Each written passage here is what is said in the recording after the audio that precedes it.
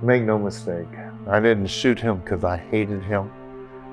I shot him because I loved everybody that was in my community that was in the church. Former NRA instructor Stephen Willeford was at his home in Sutherland Springs, Texas, when his daughter heard gunfire coming from the First Baptist Church across the street. All I wanted to do is stop him. At least 26 people were killed, 20 others injured, many of them airlifted to nearby hospitals. Police were coming.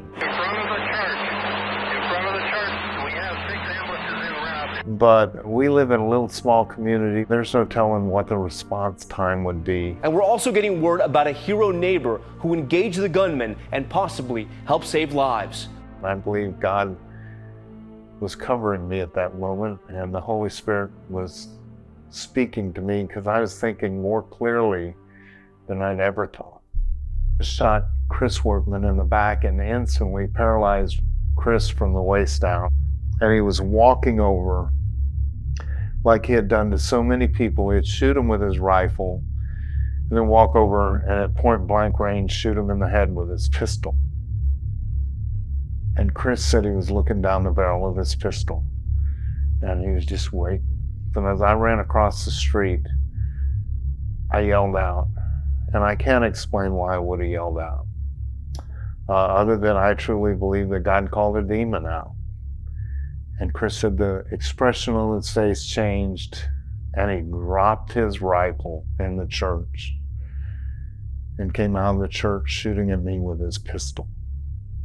He had on Class 3 body armor and he had on a ballistic bulletproof helmet. My worst nightmares were recognized as he came out shooting at me. And I shot at him. I hit him in the left chest. Stopped by the body armor. I hit him in the abdomen. That was also stopped by the body armor. And that's when he ran for his vehicle. I put one in his side, high in his side between the plates. And I put one high in his legs.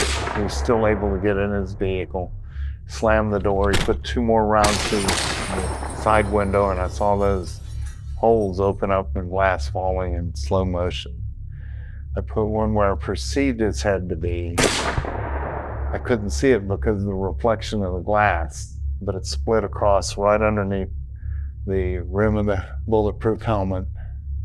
And then he accelerated, he turned the corner, and was running as fast as he could away in his vehicle. By the time I got in the middle of the street, he was 150 yards away, and I shot through the back windshield. Police say that round went through the back windshield and went through the driver's side seat and it hit him just right at the left shoulder blade.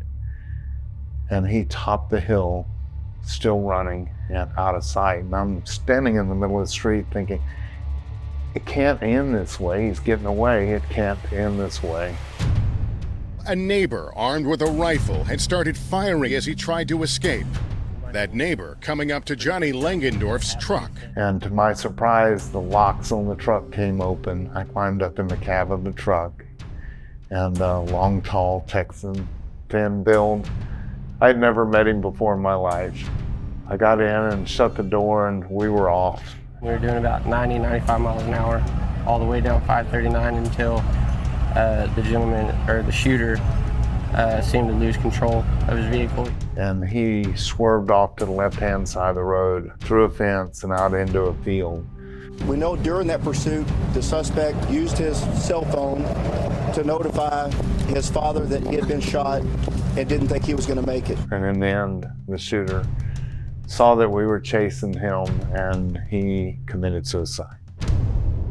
Police are out there to do what they can, but they're never there when it starts. Hardly ever there when it starts. So don't you think it's better if law-abiding citizens have an ability to fight back?